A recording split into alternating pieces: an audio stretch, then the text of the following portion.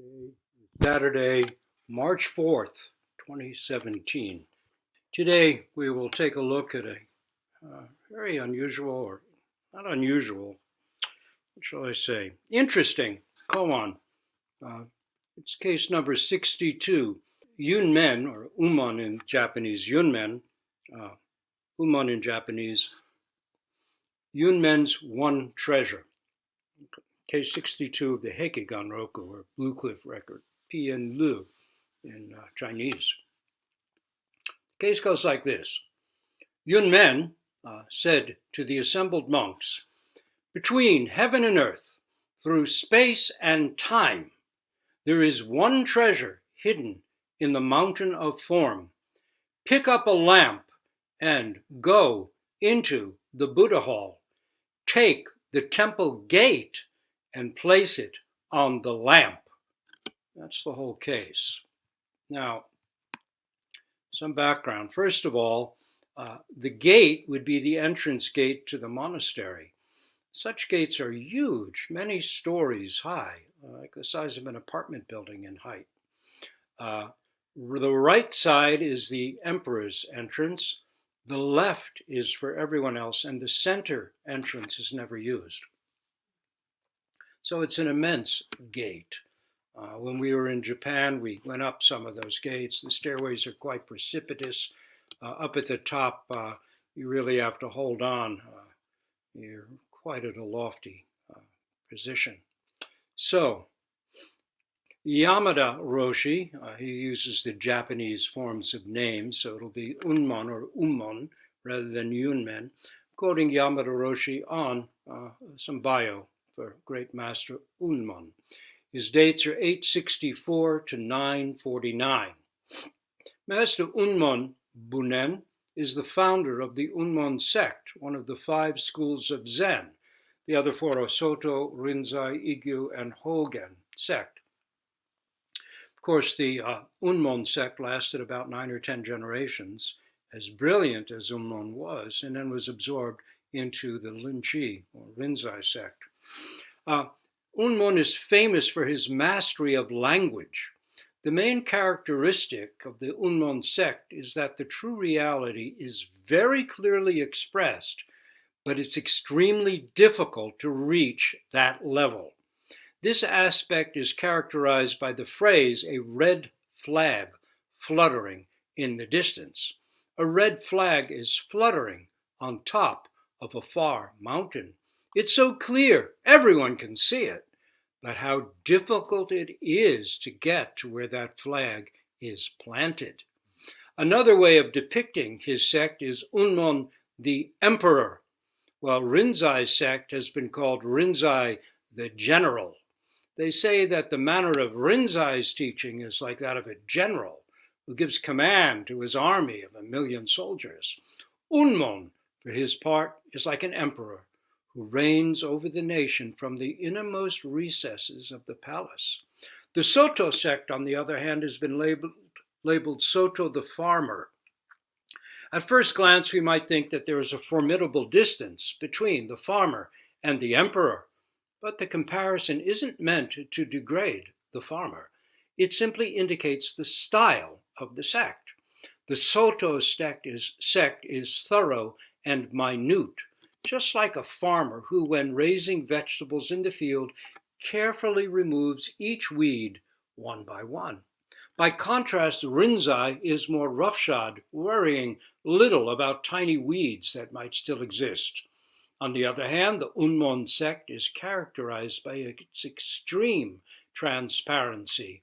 Master Setcho, the compiler of the Hekigan-roku, is in the line of Unmon. Therefore, he has particular respect for Unmon. In fact, it is Unmon who appears most often in the collection, the Hekigan-roku. 18 koans in the Blue Cliff Record involve Yunmen, or Unmon in Japanese. 8 of Yunmen's sayings are included in the Book of Serenity, the Shoyo-roku, which we take up after Hekigan-roku, and 5 in the Wumen Kwan, or Gateless Gate. One of Yunmen, or Unmon's sayings, was, persons of immeasurable greatness are tossed about in the ebb and flow of words. Now, a little bit more bio from this wonderful old book, Zen Dust. Very hard to find copies of this book, and they're quite expensive now, but if you do come across one you can afford, I recommend it. So, a bit on Yunmen. Yunmen Wennen, or Yunmen Bunen, was the founder of the Yunmen school, which first flourished widely for some 300 years before it was absorbed into the Linji, or Rinzai school, toward the end of the southern Sung dynasty. Wen Yen, his given name, was a native of Qixiang in Suzhou, modern Jiangsu, and his family name was Chang. He became a monk under a commandment master in his native place and studied the Vinaya diligently. The Vinaya are the precepts, essentially, 250 of them for monastics. Dissatisfied with his understanding, he went to see Chen Sun Tzu, Chin Son Shuku, Japanese, a fellow disciple of Linji under Huang Po. 3 times Wen Yen had to pound on Chen Sun Tzu's gate before the master, an eccentric recluse, opened it a crack. As Wen Yen pushed his foot into the opening, the master seized him by his robe and cried, "Speak! Speak!"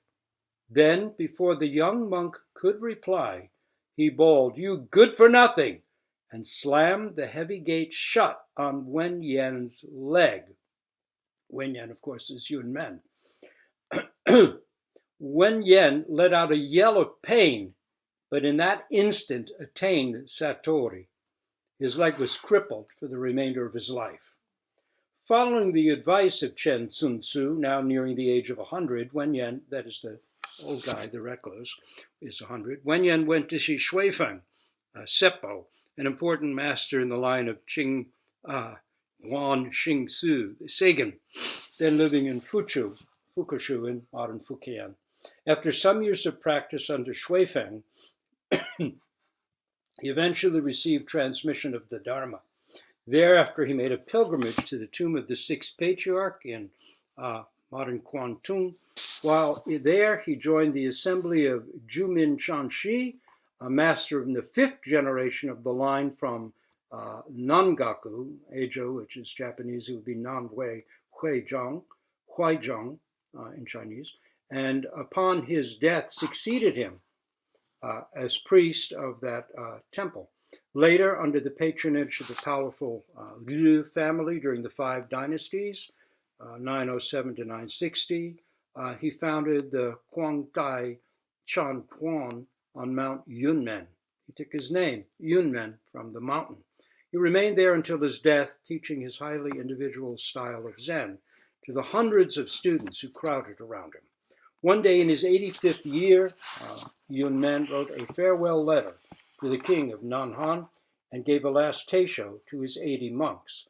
Then, despite his crippled leg, he seated himself in the full lotus posture. It said he had to re-break his leg to do that, and passed away. During his lifetime, he was given a purple robe by the king, which is the highest honor given to monks. And then after his death, 17 years after his death, he was given a lofty title. In his later years, the master was known for his short and clear answers to his disciples' questions. Many of these were answers of 1 syllable only and came to be known as Yunmen's one-word barriers. The hundreds of koans he originated, together with his sermons and sayings, compose the Yunmen Guangchan. Well, it's basically his sayings and teishos. And as it said, 18 of his most famous koans are found in the Gateless Barrier. In the Hekiganroku Blue Cliff Record. Now, a little bit from Aitken Roshi on Yunmen.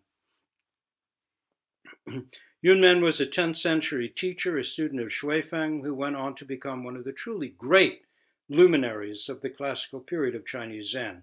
He is renowned for his succinct presentation, Here's some examples. What is the true Dharma I? Yunmen answered, universal.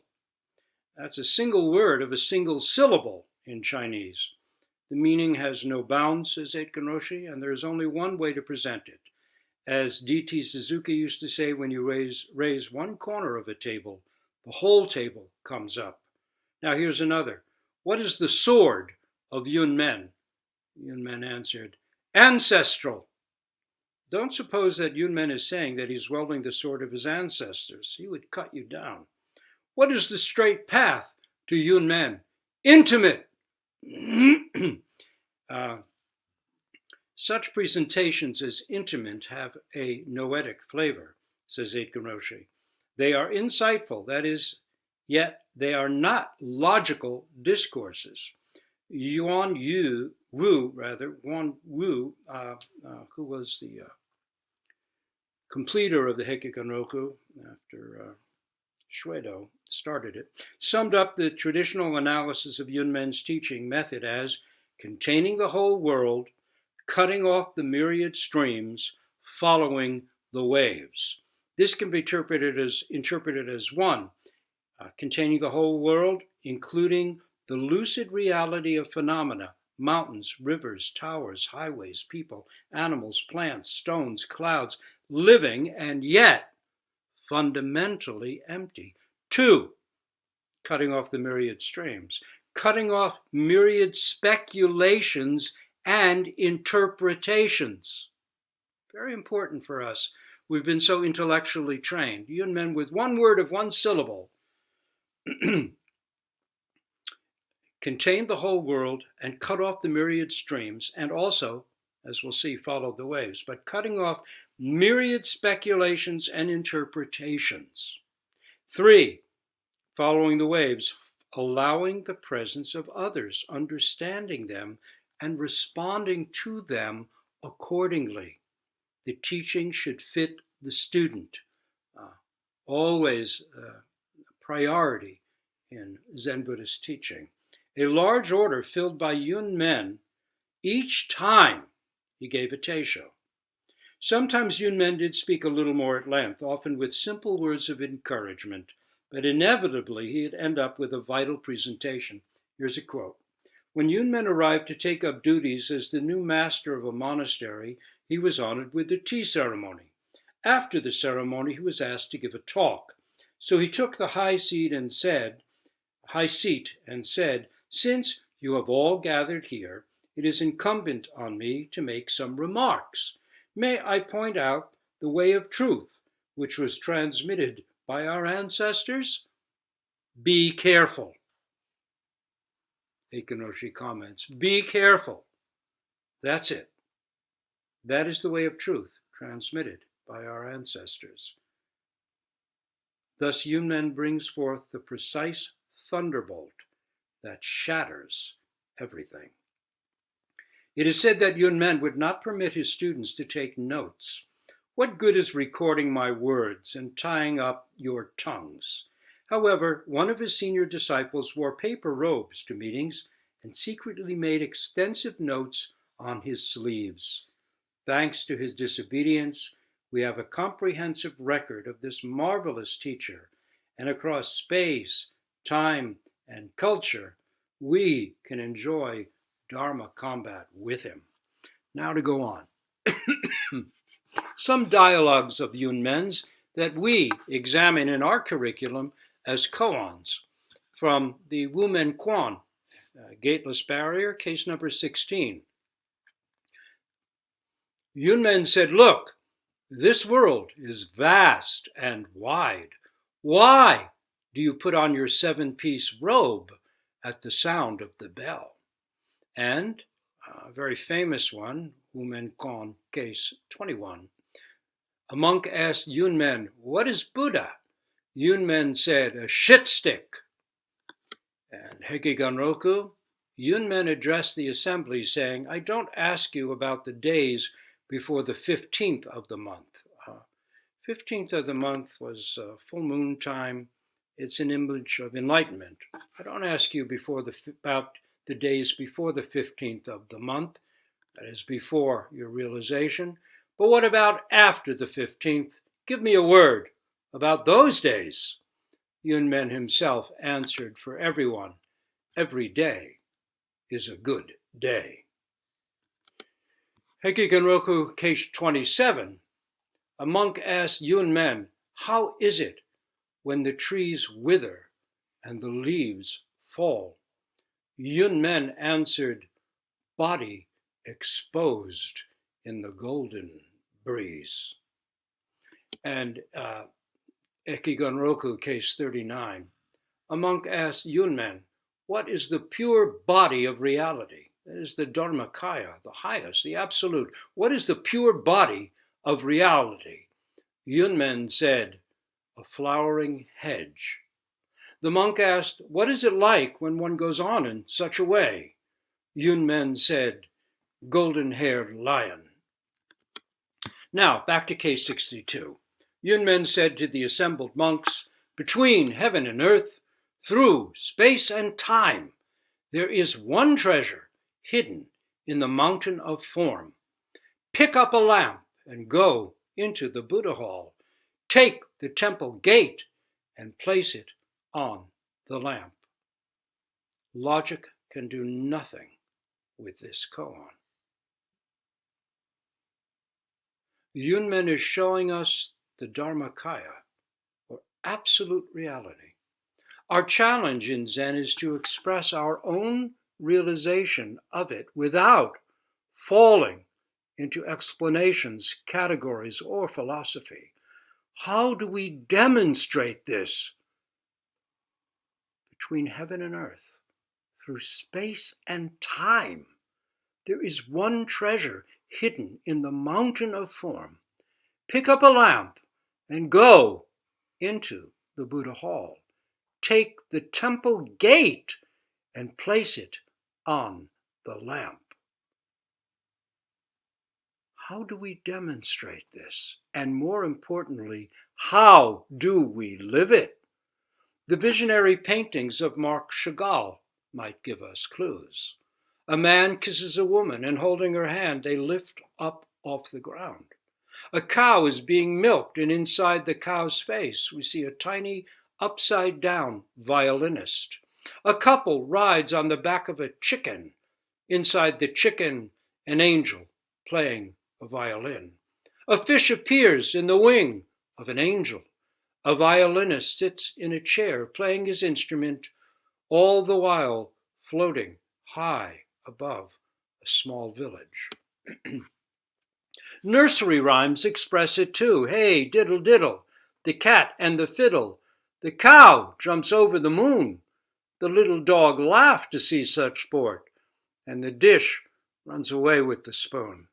Or, from the Vimalakirti Sutra, put Mount Sumero on the head of a pin. Put the great ocean with all its fishes and whales in a pore on your skin. Perhaps modern astrophysics reveals this world, at least conceptually. Stars like dust, galaxies like snowflakes in a universe that is expanding more and more rapidly, not slowing down. No up, no down, no sideways. Time itself without linear direction. Wormholes and black holes, perhaps linking parallel universes. A Zen saying puts it, on top of a flagpole, a cow gives birth to a calf. Or, in the trees, fish play.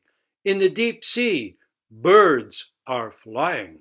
Or, when Mary drinks in Rochester, Sally gets drunk in Tokyo. What is this Dharma world?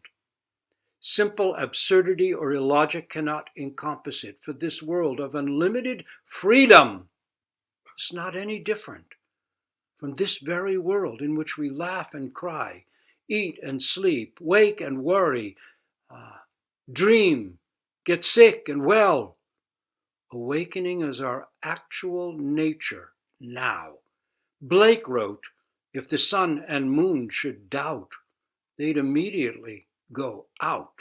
He also wrote, when you look in the sky, don't you see something like a round golden coin? He wrote his own response to this question. No, no. I see a choir of angels singing holy, holy, holy. He also wrote, every time less than the pulsation of an artery is equal in its period and value to 6,000 years. 6,000 years was the period back then seen as the time from creation through all of history till the present. It was a biblical number. Every time less than a pulsation of the artery is equal in its period and value to 6,000 years. For in this period, less than the pulsation of an artery, the poet's work is done, and all the great events of time start forth and are conceived in such a period within a moment, a pulsation of the artery. What is the nature of the ordinary reality we think we know? Even the most subtle logic and reason will not help us do more than step towards understanding it. If, by understanding, we really mean to live at peace in the midst of life's ups and downs, of our own daily living, aging, dying. Perhaps to see clearly, to find our way home, we must go blind. But what is blindness? Becoming dumb, eschewing careful consideration and thought in order to make oneself thoughtless will not accomplish anything useful. Going backward, giving up our human powers is regressive. The world of alternate facts is a sad capitulation to unreason, an effort to turn away from the responsibility of human maturity. Willfully closing our eyes to problems is like equating castration with true celibacy, in which great love overwhelms limited desire. A lovely verse in the Yunmen Quan puts it like this. It helps you cross the stream when the bridge is broken down. It helps you return to the village on a moonless night. But if you call it a staff, you fall into hell swifter than an arrow. What is this realization that helps us? When all the bridges we build and depend on to cross from me to you are demolished, when the light we have lived by fails, what then is our true sustaining reality? At some point, all concepts, even the loftiest and subtlest, must deconstruct, to say nothing of self-centered, crude mental constructs and anti-intellectualism. Yet in that very destined failure may lie our surest guarantee of finding a glimmer. It's already there, crouched down, waiting to spring upon us like Yunmen's golden-haired lion. Let's say, through dint of effort and practice, you've gotten to a lofty place. Maybe the deepest philosophy is clear to you. Maybe you've gotten beyond even that, have become truly blind. You see no distinctions of high and low, enlightened or unenlightened, fall into no categories of mental thought. Vast, ungraspable freedom extends in every direction out from your own heart. How comfortable you are. There are no problems, and yet this emptiness, seemingly the goal of Zen, oneness, or freedom from separation, is not yet it.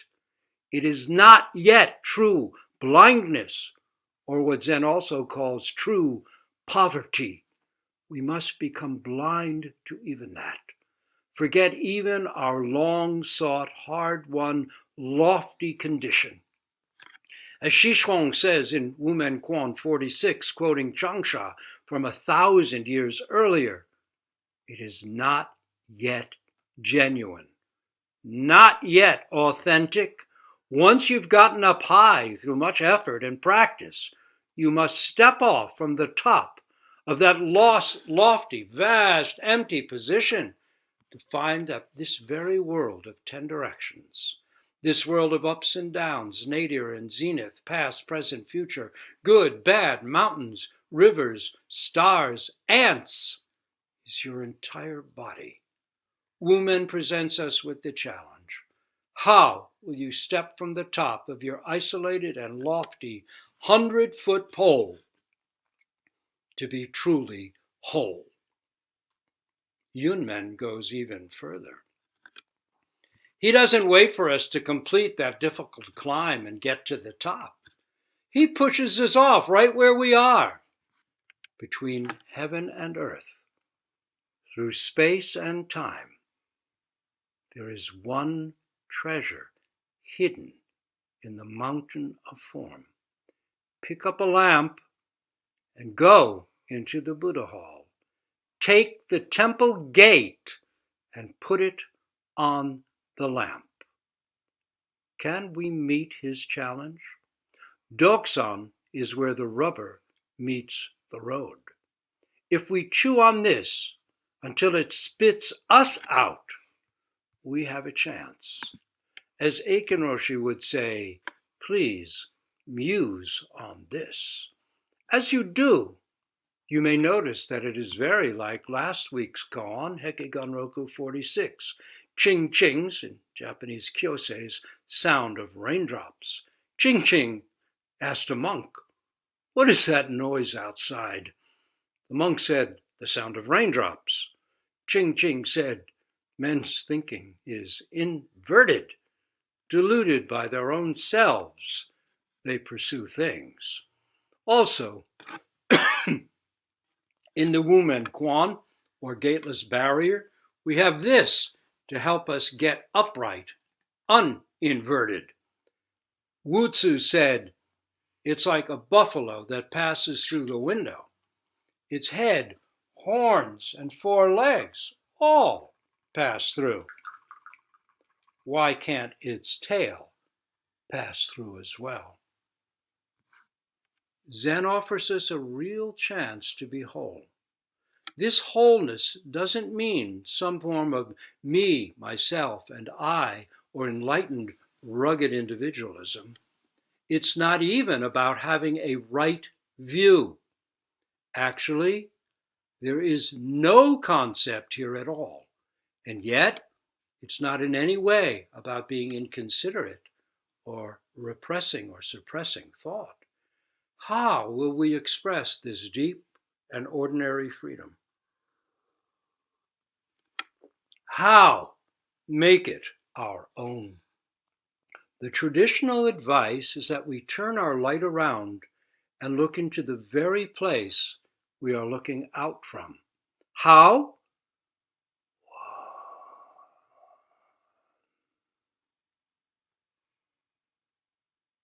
2,